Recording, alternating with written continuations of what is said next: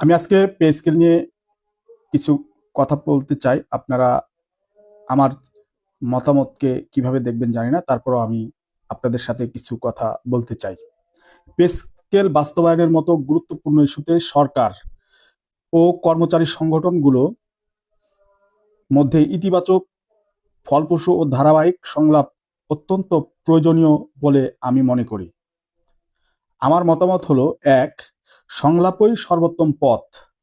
আন্দোলন গণতান্ত্রিক অধিকার হলেও প্রথম ও প্রধান কৌশল হওয়া উচিত আলোচনার টেবিলে সমাধান খোঁজা। সংশ্লিষ্ট মন্ত্রণালয়, বিশেষ করে অর্থ মন্ত্রণালয় এবং জনপ্রশাসন মন্ত্রণালয়ের সঙ্গে যৌক্তিক প্রস্তাব নিয়ে বসা দরকার। দুই, এক প্ল্যাটফর্মে ঐক্যবদ্ধ হওয়া জরুরি। বিভক্তি অবস্থান সরকারকে স্পষ্ট বার্তা দেয় না।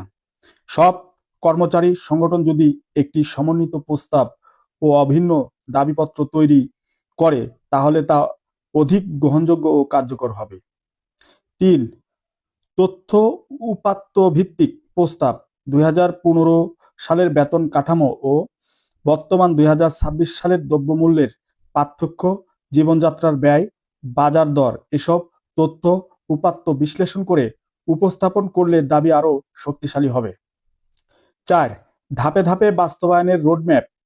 সরকারের আর্থিক সক্ষমতার বিষয় বিবেচনায় নিয়ে ধাপে ধাপে বাস্তবায়নের প্রস্তাব দিলে ইতিবাচক সাড়া পাওয়ার সম্ভাবনা বাড়ে।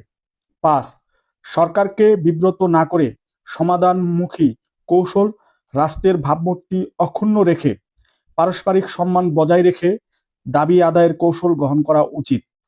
এতে কর্মচারীদের ন্যায্য দাবি যেমন প্রতিষ্ঠিত হবে, তেমনি সরকারেরও ইতিবাচক ভূমিকা রাখতে উৎসাহিত হবে। পরিশেষে আমি বলবো, পে স্কেল শুধু বেতন বৃদ্ধির বিষয় নয়, এটি কর্মচারীদের ন্যায্য অধিকার, মর্যাদা ও জীবন যাত্রার বা জীবন মানের প্রশ্ন। তাই সংঘাত নয়, সংলাপ, ঐক্য ও যুক্তির ভিত্তিতে সমাধানই হতে পারে সর্বোত্তম পথ। সবাইকে ধন্যবাদ আমার কথাটি বিবেচনা করবেন।